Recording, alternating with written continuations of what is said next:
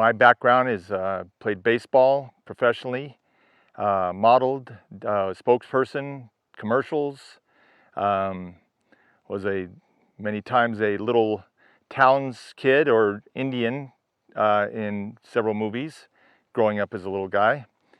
And I'm glad to be out here. Well, of course, as most kids, you have all your different sports, and I played them all growing up, and went to Buckley High School, which was a big Hollywood school. A lot of directors and actors and producers' kids went there, and flourished there as a baseball player. Got recruited at Pepperdine University, where we won 3 championships, and then was drafted 2 times. First time as a junior by the Minnesota Twins, and my senior year by the Seattle Mariners. Both 5th round and 6th round. Had several years in the minors, great memories, and then went on to other careers. Yep, I was a left-handed pitcher.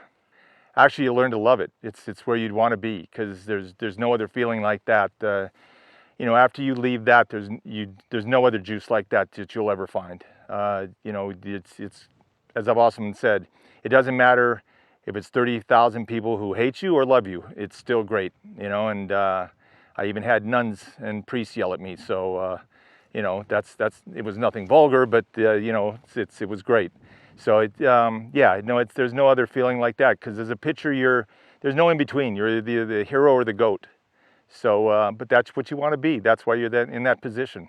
I was in the American League, so they had the DH there. Of course, pitchers, we think we're the best athletes, and, we can do it all. So, I should have hit, of course. Here at the festival, I brought probably 15 of those comic books with me, and I've had several dealers come up to me and say that they couldn't find Western comic books anywhere, and I learned a lot. Actually, there was one that was a European edition that was a rerun and republication, and so that was kind of neat to learn that. But yeah, the 50s, all those old posters, I mean, they're just, the artwork that went into those, instead of now just using some, a picture. It was wonderful. I mean, there's one picture my dad did with Broderick Crawford, and it's called Passport to Treason. And there's the term, shooting daggers at each other when you don't, it obviously means somebody doesn't like each other. Well, actually, on the poster, there's my dad and there's Broderick Crawford, and they drew daggers going back and forth at each other, so you really knew they didn't like each other. So, but yeah, they took a lot of creative license. It's a lot of fun when you see those posters. And I have all those old movie cards. My wife Megan and I have our home, and in the hallways we put up the old movie cards and have some of his posters up, and it's great. Oh, it was a lot of fun. I mean, growing up as a kid, well, I'd go to the studio from time to time, and the first time you're there, growing up as a kid, you don't think it's anything different, because Dad goes to work and he gets up early, he comes back awfully late, and sometimes he's gone for a couple months, but that's his job. But you don't think until the first time I went on to a field trip for school, and we went to Universal Studios, and Dad was there, and we happened to go up to his set, and he came out, and all the other kids were just blown away by the fact that that was my dad. And I did soon learn, I guess that's a pretty special thing right there. And so then, yeah, growing up, I got to go on Bonanza and, meet Little Joe and Ben Cartwright and Haas and, Michael Landon. I ended up going to school with his kids when I was at Buckley High School. And then we graduated. As I got older, I got to go on some of the trips cross country for Requiem for a Gunfighter and The Bounty Killer. So that was a lot of fun. As I've said, how can it not be fun for a young boy? I mean, you're horses, cowboys, stuntmen throwing you all over the place, and learning to shoot, set up squibs for the gunshots, and so it was summer camp on steroids. So the only stunt work I did, and it was very short-lived, is when my grandmother used to dress me quite properly, because she was British and liked me to look good. So I went to my first, location, and I came home with torn shirts and collars and pockets, and she asked what happened to my clothes, and I said, well, I learned how to get dragged over a bar and out and dragged out the bar, and that was by the stuntmen. So that was my only stunt, and that was it. So that was my short-lived stunt career. No, I was just, I was an extra as a kid, and then went on to do some commercials, did spokesperson, you know, did stuff for Coors and Coca-Cola, and you know, some of my baseball background helped. I had national billboards and national programs and, you know, major league stadiums, and so, you know, that was a lot of fun. Not young people, but you know, I have people who still remember some of the programs and the billboards and, you know, some of the ads, definitely. Well, gosh, we talked about a lot of things. You know, we talked about, well, you know, of course, growing up with, you know, Dad had his boat. He had a nice 54-foot sailboat. He loved sailing. That was one of his real passions. And, you know, Patrick and I talked about that. And it was really same for his dad, who had the big PT cruiser, or, you know, the cruiser he renovated. They both felt the most at ease and at peace when they were on the ocean, you know, whether it's, you know, on the powerboat or the sailboat, and they would flip-flop, and, you know, if they wanted to sail one day, they'd do that. If they wanted to go on the cruiser one day, they'd do that. So, you know, so that was a lot of fun. You know, Patrick certainly didn't remember me, but I remembered him because, you know, he had this great-looking guy and had all these gorgeous girls in bikinis around him, and he was in his mid-20s, and I was, you know, just probably 13 or 14, but he'd made quite an impression. I had to figure out how I was going to become the next Patrick Wayne.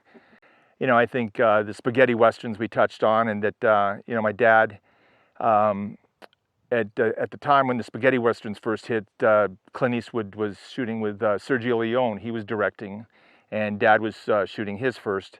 And at the time, Dad was, you know, more popular than Clint Eastwood, and of course we all know where Clint Eastwood's career went. But he was actually paid more than the whole cast of Clint Eastwood's movie, because he was so much more popular at that time. But it was a lot of fun, and for them, and is certainly different. I mean, the editing they do now as opposed to then, and also maybe the Italian version versus the U.S. I mean, we talked to J.D. Whitley, you know, yesterday, and we were talking about his dad, and his dad ran a pretty tight ship, whereas over in Italy, they shoot maybe 4 or 5 scenes and open a bottle of wine and discuss what they're going to do next, you know. So, and then editing really wasn't a big thing, because if you see the movie, it's called Bullets Don't Argue, and it's a good movie, but it's a fun movie, because there's obviously editing wasn't a real priority then, because there's a few scenes where, actually in one, you know, Dad is protecting these ranchers' family, and finally the cavalry comes to rescue them, and they jump over the stone wall, and the colonel swipes his sword, and there's 3, and of course they're all Italians, but they're Italian bandoleros, you know, so they all grab their throat, and even though he didn't come close, but they still kept that in there. And then 3 of them were running away, and they pommel horsed on the horse. You know how you know, when you come back, you pommel horse up and pommel horse up. Well, the 3rd guy did a belly flop, and he just belly flopped right out of the scene, and they didn't bother to cut that out either. And then, of course, my wife's favorite one is where they shot 2 of the bandoleros off their horses, and instead of panning away immediately, they kept it on the horses and watched them eat and graze. So it was definitely a different world in the spaghetti westerns. Yeah, Dad shot a couple up here. Panhandle, I think, was one of his most famous, and couple of interesting things there. One of the scenes, Dad was by a corral, and there was a lot of steer, and so, as you know, there's an airport close to here. So whoever was in this plane buzzed the location, stampeded the cattle, and Dad's leg got pinned up against the post, and he had to wear a brace the last third of the movie there.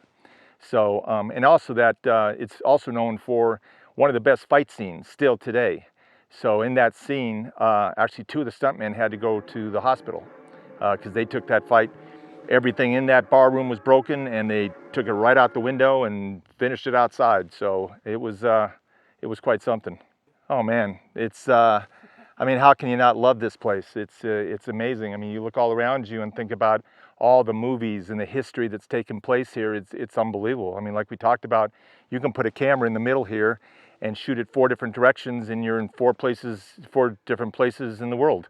You know, you got India there, you got aliens over here with, you know, Star Trek, and you got the Westerns and cowboys and Indians running around here, and Iron Man over here. So, you know, it's like nothing you can imagine. I mean, and not just the location, but just the beauty of it all. It's you know, you can just stare at this for hours.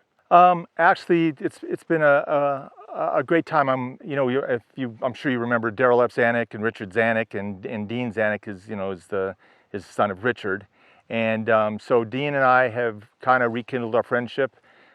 We connected many years ago on a couple projects, and then we're back working on a real exciting one that we've got coming up, and it's going to be just something very special. Zanuck Entertainment is family. It's family entertainment, and that's where it is today. I think that's where we are, is where we need more family entertainment. You know, things that are good values, and you know, that you're proud to have your grandchildren watch, your kids watch, and the whole family watches together. So it's going to be something pretty neat.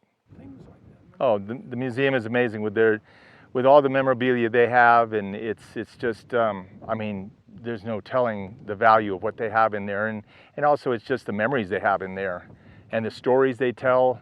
You know, for everybody that walks in there, you know, you learn about not only the actors, but their backgrounds, their families, and it's I think it's a really special place.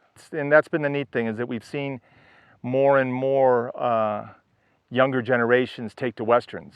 And I think it's, you know, it's something they shared with their grandparents, their parents, and, you know, it's the values that I think everybody wants still. They want the good, you know, good versus evil, and, you know, good wins, and respect for each other, respect for, you know, the country, respect for your elders, and, you know, it's important. But that's why I think, you know, like I said, we met 30, 40-year-olds who are, you know, are watching Westerns. And you're thinking, wow, you know, really? And they said, oh, absolutely. You know, this was a very special time we watched with our grandparents or our parents, and we still take this today. So it's great to see. Well, I just think, like I said, it's such a special place. So when you combine not only the museum with these hills and these locations, I think you can't beat it. And you know, I think that the Lone Pine Film Festival it just does so much to bring everyone together, and with like I said, with the celebrities, with, you know, with the families of the celebrities, whether it's, you know, like the sons, the daughters, the grandchildren, you're getting to hear the stories, and you're getting to hear really personal stories about their families, you know, and it just I think it lends itself to really, you know, connecting with the West. What you can do up here as far as visiting the locations and the panels and the museum itself, they've got it down. It's a charming town with all, you know. Well, and you look at the Dow, you know, the Dow Hotel celebrated 100 years, you know, this weekend, and, you know, my dad actually stayed there, so it's kind of neat to think, you know, 100 years, and my dad was there, you know, stayed there, and like I said, back to this, I mean, you know, it's sometimes it's tough, because you think, wow, my dad walked these fields, these paths, these rocks, and he was here, you know. So it's neat to kind of walk some of these trails that he was on, or when we did last year, you know, we walked his scenes of his movie, and to know that he stood on this gravesite, you know, and talked here, you know, it's really heartwarming. No, just, you know, thank you for the opportunity to share my story, and you know, it's been just a real pleasure to be here and meet you and be a part of this. Thank you very much. Take care.